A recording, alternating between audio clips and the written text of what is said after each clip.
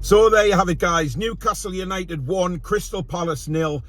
Certainly tonight was a game of two halves. We saw two different sides to Newcastle United tonight. First half, we absolutely dominated, completely dominated. We started the game really well. We created numerous opportunities. We could have been 3 or 4-0 up by half-time. Unfortunately, it wasn't the case. We just couldn't take our chances. The goal itself was magical. Brilliant ball over the top from Bruno. And Miggy running onto the ball, kept his composure, beat the defender, and curled an absolutely stunning shot into the top corner. Now, Miggy had his best game that I have seen him play for a long, long time. And if that's the improvement that he continues to make, he may well just have a future at Newcastle United. You never know.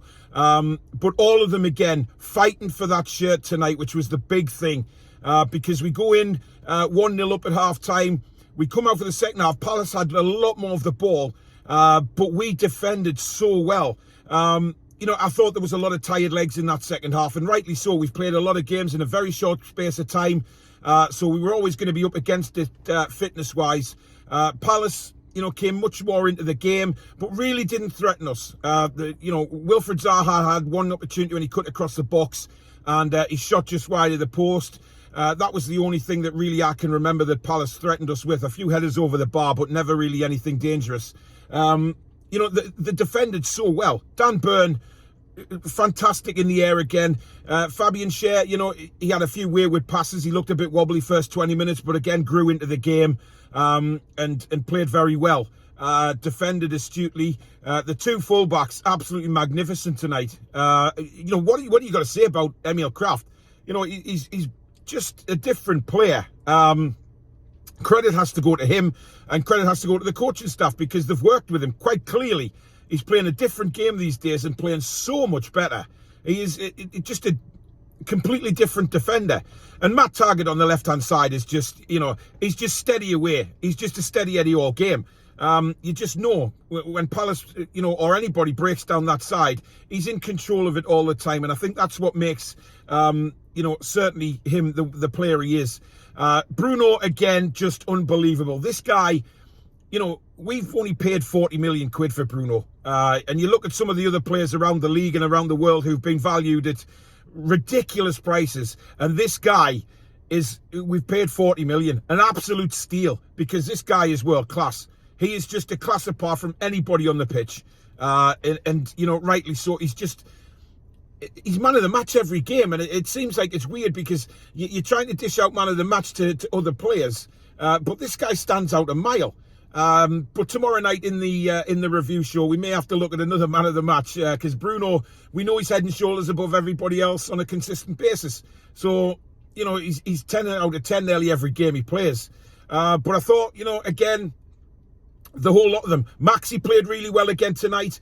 He's getting better, I have to say that. His final ball, it's still letting him down, just the final shot or his decision-making. But look, Maxi entertained me tonight. He did really well. He took a few players on. He was in the game. He was working hard. And he deserved his ovation when he came off. He put himself about. And that's what I want to see from Maxi moving forward. Just continually building on his game, working on his game, and working hard. Knowing when to pass. But again, Eddie and the coaching staff will work with him on that. But a fantastic performance from him. Chris Wood, look, in my opinion, he's not a Premier League striker. He's never going to be, right? But we've got him till the end of the season at least now. Now, I thought his first touch was wayward tonight. But one thing I will say about Chris Wood is that he worked his bloody arse off again.